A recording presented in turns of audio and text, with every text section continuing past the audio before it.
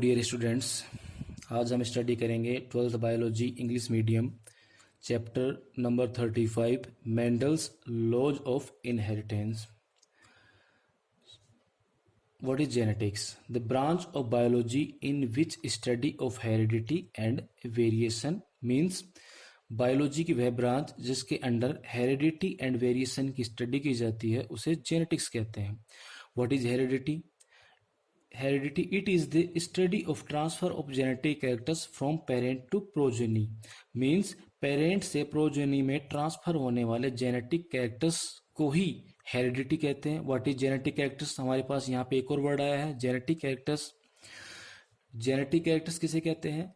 It is the study of transfer of characters from one generation to another generation, means one generation से another generation में transfer होने वाले characters को genetic characters कहते हैं। हमारे पास यहाँ पे एक और वर्ड आया था, variation. What is variation? Variation is the degree by which progeny differ from their parents, means जो प्रोजेनी जो चिल्ड्रंस होते हैं वो पेरेंट्स से डिफरेंट होते हैं और उसी डिग्री को वेरिएशन कहते हैं। Which has two types. First is sexual reproduction के कारण होने वाली वेरिएशन को जेनेटिक वेरिएशन कहते हैं, एंड एनवायरमेंटल फैक्टर्स के कारण होने वाली वेरिएशंस को एनवायरमेंटल वेरिएशन कहते हैं। यहाँ पे नोटिस करने वाली बात यह है कि हेरिडिटी और इनहेरिटेंस दोनों कॉमन वर्ड है। इनहेरिटेंस को हेरिडिटी भी कह सकते हैं और हेरिडिटी को इनहेरिटेंस भी कह सकते हैं। The term genetics is given by William Bateson in 1905, यानी फर्स्ट टाइम विलियम बैटसन ने वर्ड जेनेटिक्स को यूज किया। सो विलियम बैटसन को फादर ऑफ मॉडर्न जेनेटिक्स कहते हैं, जबकि father of genetics Gregor John Mendel को कहते हैं। यहाँ पे आपको बिल्कुल भी कंफ्यूज नहीं होना है। फादर ऑफ मॉडर्न जेनेटिक्स कहते हैं विलियम बैटसन को, एंड फादर ऑफ जेनेटिक्स कहते हैं ग्रेगर जॉन मेंडल को। इसके अलावा आपको दो चीजें और याद करनी है। Father of human physiological genetics कहते हैं गैरोड को, और फादर ऑफ एक्सपेरिमेंटल जेनेटिक्स कहते हैं मॉर्गन को। एग्जाम में क्वेश्चन इस तरह से बनते हैं, who is father of experimental genetics. यहाँ पे आपको बिल्कुल भी कंफ्यूज नहीं कर होना है, आपको ये चारों के चारों वर्ड अच्छे से याद करने हैं। बात करते हैं मेंडल्स लाइफ हिस्ट्री की। Modern genetics came into existence as a result of Mendel's contribution, means modern genetics पूरी तरह से मेंडल के जो एक्सपेरिमेंट है उसके कंट्रीब्यूशन पर डिपेंड है। He is also regarded as the father of genetics, इसीलिए इसे फादर ऑफ जेनेटिक्स कहा गया है। किसको? मेंडल को फादर ऑफ जेनेटिक्स कहा गया है। He was born on 22nd July 1822 in a village named Moravia, यानी मोराविया में इसका बर्न हुआ 22nd जुलाई 1822 को, नाउ इन चेकोस्लोवाकिया, जो कि अब चेकोस्लोवाकिया में है। In an ordinary gardener's family, Mendel एक गार्डनर्स फैमिली से बिलोंग करता था। In 1842 he completed his 2 years course in philosophy, इसने 1842 में 2 years का कोर्स फिलोसॉफी में कंप्लीट किया, and he began to work as a priest in a church in the Brno city. देखो, मेंडल जो है एक पुअर फैमिली से बिलोंग करता था, इसलिए इसे चर्च में प्रीस्ट के रूप में ज्वाइन करना पड़ा। कहां पर? ब्रूनो सिटी में, जो मोराविया विलेज के पास ही प्रेजेंट थी। और ये ब्रूनो सिटी कौन से कंट्री में है? Austria, which is now in Czechoslovakia, जो अब चेकोस्लोवाकिया में है। Here he was honoured with title Gregor. आपको ये नोटिस करना होगा कि मेंडल का बर्थ के टाइम नाम जॉन मेंडल था, उसे ग्रेगर होनर किसने दिया? ब्रून सिटी के पीपल्स ने। The people of Brunn city honoured Gregor. Austrian language में ग्रेगर मीन्स होता है great. After this is in 1851 Mendel went to Vienna. Vienna is the capital of Austria, where he studied mathematics and natural history in Vienna University for 3 years. Means Mendel ने 1851 में Vienna जाकर mathematics and natural history में Vienna university से 3 years का diploma किया. This study proved very helpful in his coming research on the subject of genetics. और ये study उसके आने वाले जेनेटिक्स के रिसर्च में काफी हेल्पफुल रही. In 1854 he return to Brno city. 1854 में मेंडल ब्रूनो सिटी में वापस लौट आया and lived there till 1864 and worked as teacher in modern school. Means 1854 से 1864 तक मेंडल ने ब्रून सिटी में एक टीचर के रूप में मॉडर्न स्कूल में ज्वाइन किया और 10 इयर्स तक मॉडर्न स्कूल में टीचिंग किया. ड्यूरिंग हिज टीचिंग पीरियड, अपने टीचिंग के समय ही, from 1857 to 1865, about 8 years, he conducted important experiments on the garden pea plant in the garden of church. Church के गार्डन में गार्डन पी पर उसने 8 इयर्स तक एक्सपेरिमेंट किए. आपके नोटिस के लिए बता दूं, गार्डन पी का बोटनिकल नेम है पाइसम सेटाइवम. PISUM SATIVAM. ये नोट कर लेना. From 08 February to 8 March in 1865, he presented his result before the Broun Society of Natural History. 8 फरवरी और टू 8 मार्च 1865 को उसने अपने गार्डन पी पे किए गए एक्सपेरिमेंट्स का result Brunn society of natural history, जो ब्रून सिटी में प्रेजेंट थी, which he obtained from the experiments being done on 30,000 pea plants. Mendel ने 30,000 गार्डन पी प्लांट्स पे एक्सपेरिमेंट किए एंड इन 1866 ही published his research letter with the title. और 1866 में उसने अपने एक्सपेरिमेंट को पब्लिश्ड करवाया Brunn society of natural history की एनुअल मैगजीन में, और उसका टाइटल था experiments in plant hybridisation. In the annual magazine of the society his research letter was published in German language with the heading वर्सुसेबर फ्लेंजे हाइब्रिडेन. आपको ये यहाँ पे नोटिस करना है, जो उसका ओरिजिनल एक्सपेरिमेंट पब्लिश हुआ था वो जो था, उसका टाइटल जो था वो जर्मन लैंग्वेज में पब्लिश हुआ था, और उसका टाइटल यानी उसकी हेडिंग जो थी वो थी वर्सुसेबर फ्लेंजन हाइब्रिडेन. हेलो डियर स्टूडेंट्स, पिछले वीडियो में हमने गार्डन पी के 7 कॉन्ट्रास्टिंग कैरेक्टर्स के बारे में स्टडी की थी. आगे बढ़ते हैं. Some important terms used is the study of inheritance. Means Mendel ने कुछ इंपॉर्टेंट टर्म्स को यूज किया इनहेरिटेंस की स्टडी में, मीन्स हेरिडिटी की स्टडी में. आपको यहाँ पे नोटिस ये रखना है कि हेरिडिटी एंड इनहेरिटेंस दोनों कॉमन वर्ड है. The first is offspring. The individual formed from sexual reproduction are called offspring. Offspring means progeny, progeny means offspring, दोनों कॉमन वर्ड है. मीन्स सेक्सुअल रिप्रोडक्शन से इंडिविजुअल फॉर्म्ड जो होता है वो offspring होता है. The second is clone. The group of individual having same genotype, it mean copies of parents. Same genotype की कॉपीज ऑफ पेरेंट्स को क्लोन कहते हैं. एंड आपको यहाँ पे ये नोटिस रखना है कि क्लोन हमेशा एसेक्सुअल रिप्रोडक्शन से बनते हैं, कभी भी सेक्सुअल रिप्रोडक्शन से नहीं बनते. And produce from asexual reproduction is called clone. The number 3, ramets. Member of clones is called ramets. Means clones के मेंबर्स को रेमेट्स कहते हैं. Number 4, gametes. Gametes is a haploid cell formed from meiosis in gonads that participate in fertilization. What is gonads? Sexual glands को gonads कहते हैं, जिसमें meiosis के under जो सेल फॉर्म्ड होती हैं वो हैप्लॉइड होती हैं, एंड इज कॉल्ड gametes. ये फर्टिलाइजेशन में पार्टिसिपेट करती हैं. What is fertilization? Male gamete and female gamete जब आपस में मिलते हैं तो जाइगोट बनाते हैं और वो जाइगोट फर्टिलाइजेशन से बनता है। Number 5 gene. Gene is the segment of DNA, यानी जीन जो है वो डीएनए का एक टुकड़ा है that code functional information that determine the biological characters and function is a unit of inheritance. Gene जो है वो इनहेरिटेंस की फंक्शनल यूनिट है एंड जीन जो है वो जेनेटिक कैरेक्टर्स को डिसाइड करती है। जीन हमेशा पेयर्स के रूप में क्रोमोसोम्स पर प्रेजेंट रहती है। Gene word first time Johansson ने 1909 में प्रोड्यूस किया था। मेंडल ने जीन की जगह पे फैक्टर वर्ड को यूज किया था।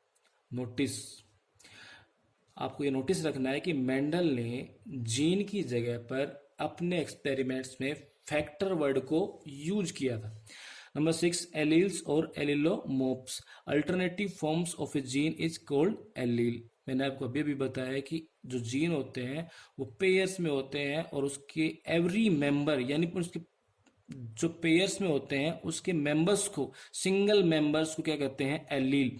एलील आर टू डिफरेंट और contrasting frames of a gene from a single character. जैसे एग्जांपल हाइट, हाइट टॉल, यहाँ पे जो जीन का एक एलील है टी जो टॉल है और एक एलील है स्मॉल टी जो ड्वार्फ का साइन है और कैपिटल टी टॉल का साइन है।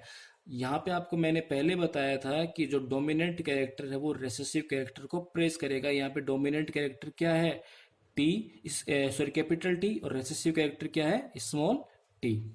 7 homozygous. When both alleles are same from a single character are called homozygous. जब एक सिंगल कैरेक्टर के लिए जीन के दोनों एलील सेम हो तो उसे कहते हैं homozygous allele,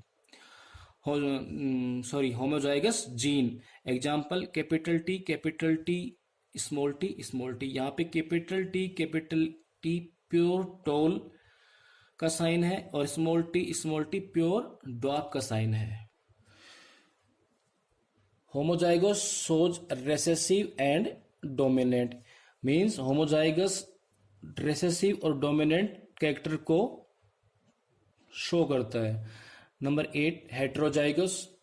when both allele are different for a single characters then this condition is called heterozygous condition. Means जब जीन के दोनों एलील डिफरेंट हो तो उस कंडीशन को हेट्रोजाइगस कहते हैं। Example capital T small T, यहाँ पे कैपिटल टी स्मॉल टी को प्रेस कर रहा है। Number 9 dominant character. The allele which express itself for a character and suppress the other allele is called dominant character. Example capital T small t. Dominant character means जब gene के pairs में एक allele दूसरे allele को press करता है तो वो डोमिनेंट कैरेक्टर होता है। Example capital T small T को प्रेस कर रहा है। Recessive character allele is that which do not express itself, means जब जीन के दोनों एलील किसी को भी प्रेस नहीं करते हैं तो वो होता है recessive character. Example small T जो प्योर ड्वार्फ का साइन है। Number 11 phenotype. Phenotype is the external appearance, यानी फिनोटाइप जो है किसी भी जीव की एक्सटर्नल कैरेक्टर्स को रिप्रेजेंटेड करता है। Example height, colour, behaviour. इसको हम आगे इसका अच्छे से स्टडी करेंगे जब मेंडल के लॉज पढ़ेंगे। Number 12 genotype. Genotype is the internal genetic composition of an organism, means genotype किसी जीव के, किसी लिविंग ऑर्गेनिज्म के जो इंटरनल कैरेक्टर्स है उनको प्रेजेंट करता है। Example small T capital T small T. Number 13 monohybrid. When cross is done between parents for a single characters then it is called monohybrid cross। जब एक पेयर पेरेंट्स से के बीच सिंगल कैरेक्टर्स के लिए क्रॉस होता है तो उस सिचुएशन को मोनोहाइब्रिड क्रॉस कहते हैं। In monohybrid cross a single pair of allele are participate. Example height capital T capital T into small T. Hello dear students, पिछले वीडियो में हमने मेंडल्स की लाइफ हिस्ट्री के बारे में हम पढ़ रहे थे, उसी से आगे बढ़ते हैं। On the basis of result of Mendel's experiments laws of heredity were framed, यानी लॉज ऑफ हेरिडिटी या लॉज ऑफ इनहेरिटेंस मेंडल्स के एक्सपेरिमेंट के रिजल्ट पर ही बेस्ड हैं, which are known as Mendelism, जो मेंडलिज्म के रूप में जाने जाते हैं। For about 34 years this work research remain neglected, means Mendel का जो रिसर्च था वो 34 ईयर्स तक नेग्लेक्ट किया जाता रहा। बट इन 1900 में Hugo de Vries of Holland, Carl Correns of Germany and Erich von Tschermak of Austria, means 3 scientist, Holland का ह्यूगो डिब्रीज, जर्मनी का कार्ल कोरेंस और एरिक वॉन शेरमार्क ऑस्ट्रिया का, ये तीनों भी गार्डन पी पर ही रिसर्च कर रहे थे और इनके रिजल्ट भी सेम मेंडल जैसे ही मिले। तो इन्होंने सोचा कि हमारे रिजल्ट 1900 में जो मेंडल से मैच कर रहे हैं वो रिजल्ट मेंडल ने 1865 में ही पब्लिश कर दिए थे, इसलिए इन्होंने मेंडलिज्म को रीओपन किया। आपको यहाँ पे नोटिस ये रखना है कि मेंडल की डेथ 6 जनवरी 1884 को हो गई थी और मेंडल की डेथ के 16 इयर्स बाद 1900 में मेंडलिज्म को रीओपन किया गया। Selection of pea plant for study by Mendel, Mendel ने पी प्लांट को सेलेक्ट क्यों किया अपनी स्टडी के लिए? Mendel selected the garden pea Pisum sativum for his experiment on heredity due to following reasons. Mendel ने इन रीजंस के चलते पाइजम सटाइवम को अपने एक्सपेरिमेंट्स के लिए सेलेक्ट किया। Number 1, it can be easily grown in garden और इन ए फ्लावर पॉट, मीन्स इसे आसानी से इजिली गार्डन और फ्लावर पॉट यानी गमले में लगाया जा सकता है। Number 2, the life span of this plant is very short, इसका जो लाइफ साइकिल होता है वो शॉर्ट होता है, ये एनुअल प्लांट होता है and it completes it's life in 1 year, hence it's many generations can be studied in less time easily. ये इसका जो लाइफ स्पान होता है वो 1 ईयर का होता है, इसलिए ज़्यादा से ज़्यादा इसमें एक्सपेरिमेंट्स मेंडल कर सकता था, इसलिए इसको सेलेक्ट किया। आपको यहाँ पे ये नोटिस रखना होगा कि मेंडल ने 30,000 गार्डन पी पे एक्सपेरिमेंट्स किए थे। Number 3, its flowers are bisexual. What is bisexual? देखो, फ्लोर्स जो होता है उसमें मेल और फीमेल गैमेट दोनों जब प्रेजेंट हो तो उसे बायोसेक्सुअल कहते हैं। मेल गैमेट को एंड्रोशियम कहते हैं और फीमेल गैमेट को गाइनोशियम कहते हैं। जब बायोसेक्सुअल होता है तो ये फ्लावर जो होता है वो क्लोज्ड होता है और क्लोज फ्लोर में सेल्फ पॉलिनेशन होता है। सेल्फ पॉलिनेशन का एक पार्ट है। There are 2 types of pollination, self pollination and cross pollination. आगे के चैप्टर्स में इसको हम अच्छे से पढ़ेंगे। Hence the purity of characters is maintained for many generation, यानी जो गार्डन पी होता है वो अपनी प्योरिटी को मैनी जनरेशन तक मेंटेन कर सकता है। Number 4, these flowers can also be heterogeneous other agent pollinated, means अगर फ्लावर्स ओपन है तो उसमें क्रॉस पोलिनेशन आर्टिफिशियल मेथड से हो सकता है। Number 5, in pea plants many contrasting characters are present. What is contrasting characters? There are 2 types, dominant and recessive characters, means अगर flower में डोमिनेंट कैरेक्टर और रेसेसिव कैरेक्टर हैं तो उन दोनों को कंबाइंडली कॉन्ट्रास्टिंग कैरेक्टर्स कहते हैं। यहाँ पे इन फ्लावर्स में डोमिनेंट कैरेक्टर जो है वो इन प्लांट्स में डोमिनेंट कैरेक्टर जो है वो रेसेसिव कैरेक्टर को प्रेस करता है। Selection of characters among the 34 pairs of contrasting characters found in pea plant. Pea plant में 34 pairs contrasting characters मेंडल ने फाउंड किए, जिसमें से 7 pairs contrasting characters को सेलेक्ट किया और उन पर स्टडी की। These characters were following. Number 1, height of plant, recessive character dwarf, dominant character tall. यहाँ पे डोमिनेंट कैरेक्टर रेसेसिव कैरेक्टर को प्रेस करेगा, मींस टॉल ड्रॉप को प्रेस करेगा। Number 2, colour of seed, recessive character green, dominant character yellow. यहाँ पे dominant character yellow, recessive character green को press करेगा। Number 3, shape of seed, wrinkled, recessive character wrinkled, dominant character round, dominant character round, यहाँ पर recessive character wrinkled को press करेगा। Number 4, characters colour of pod, colour of pod में recessive character है yellow, dominant character is green, यहाँ पे dominant character green, recessive character yellow को press करेगा। Number 5, shape of pod, recessive character constricted, dominant character inflated, यानी यहाँ पे inflated dominant character जो फूली हुई मटर की फली है वो पिचकी हुई मटर की फली रेसेसिव कैरेक्टर को प्रेस करेगी। Number 6, colour of flowers, recessive character है यहाँ पे व्हाइट और डोमिनेंट कैरेक्टर पर्पल। अगर इसको अच्छे से याद करना है तो हम इस तरह से याद कर सकते हैं कि हमारे पास white powder and purple powder दोनों टाइप्स के पाउडर हैं। दोनों को मिक्सअप करने से जो कलर उभर के बाहर आएगा वो पर्पल कलर होगा, इसलिए पर्पल यहाँ पे डोमिनेंट कैरेक्टर है।